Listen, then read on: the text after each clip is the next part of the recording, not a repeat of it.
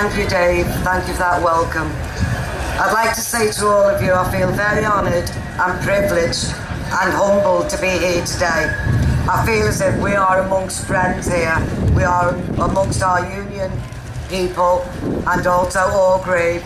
It's in the same light at Hillsborough, same police force who covered up, and we've got to beat them in every step of the way. We still have to beat them.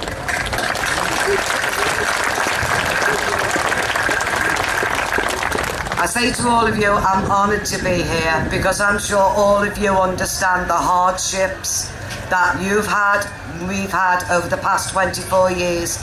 The miners had it themselves, and I've always supported them. But for 24 years there's been a massive cover-up over Hillsborough. Even to this day, documents are still getting released that's been found that wasn't handed over to the HIP, which is the Hillsborough Independent Panel. They've been handed over, and there's a lot in that, and there's still edited statements in that. It's been a long, long fight for all of the families, not just for me, but for all the families. But most importantly, for all the survivors who were there that day, and the fans who were there that day. We've got to thank all of them survivors who were there, and all the fans, for the simple reason they were 24,000 witnesses to what happened at Hillsborough. The police tried to cover up. I hope there's not a Sun newspaper here, by the way.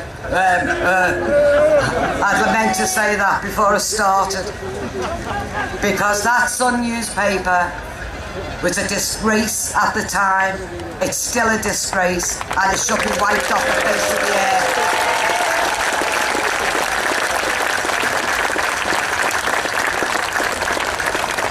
Because of that headline in the Sun newspaper, went all over the world, and people believed what they were reading, that the fans were to blame. That's the story that was given out to them. We know where the story came from. We know who gave them that story. But that story people believed for a long time. The Sun newspaper wasn't the only newspaper who printed things about Hillsborough, bad things. They weren't the only paper, but thank God now the press is on our side. The press are realising the families have been telling the truth for 24 years. And what I find a disgrace with the legal system in this country, and also your police force at the time, when they took the blood alcohol levels of the 96, because that didn't fit in to suit them, they even took the criminal record of the deceased, just to have something on them to blame them for their own deaths and to blame our fans and our city. But what we are, Liverpool people, we've always been called the whinging Scousers. We're not whinging Scousers. We believe in right, we believe in justice, and we believe in truth. So we stay together and we stick together till we get it.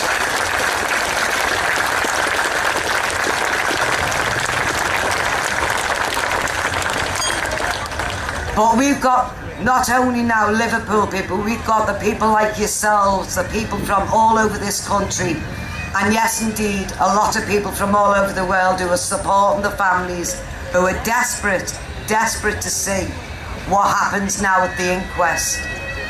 Everybody never thought that we would ever get the inquest quashed on 96 people. We achieved that. The families didn't do it alone. They done it with the support from all of the ordinary people. They were our backbone. They stood by us. They still stand by us to this day.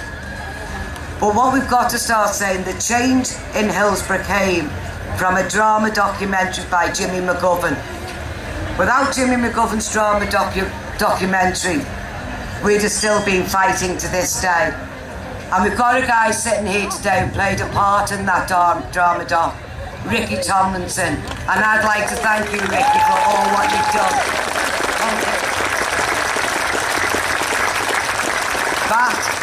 That was the start of the change of people's perceptions of Hillsborough.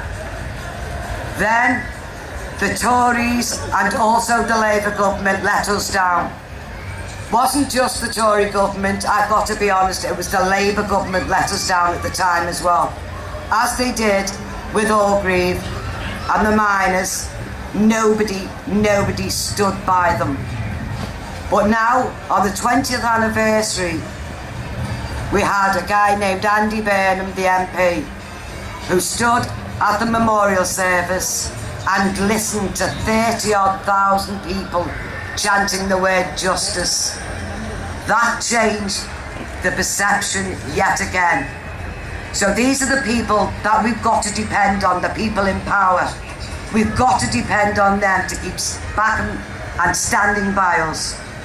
We knocked on so many doors over the years, especially Labour's door, and they kept slamming it in our faces. They didn't give us anything. I'm afraid this new regime gave us where we are today. And I've also got to say, I agree with what you're saying about the Tory party, but can I just say Theresa May has been very, very good to the Hillsborough families at the moment. I can't say that will carry on, but at the moment, everything we've been asking for by her, we've been getting. So we've got to have a little bit of gratitude towards Theresa May. I'd still like to say we've still got a long way to go. You know, we've still got, as you all know, the inquests are going to be starting again on the 31st of March. It's going to be a tremendous and a very difficult time for all the families, because they'll be seeing things that they've not seen before. And that's the medical side of it, as well as the legal side. Families don't realise what they've still got to go through, and I'm just hoping with your strength, the strength of the people backing us, that'll give them the strength to carry on and get the right verdict on the death certificates. I think that is important now. It's what them 96 should have had 24 years ago. It's what our city should have had when we got it on the 12th of September last year. That cloud was removed from all of our fans, survivors, and indeed our city. And that was a good day. And yet hope we've got another victory to come. And that's for the 96 and all of the families. Thank you for listening. Thank you.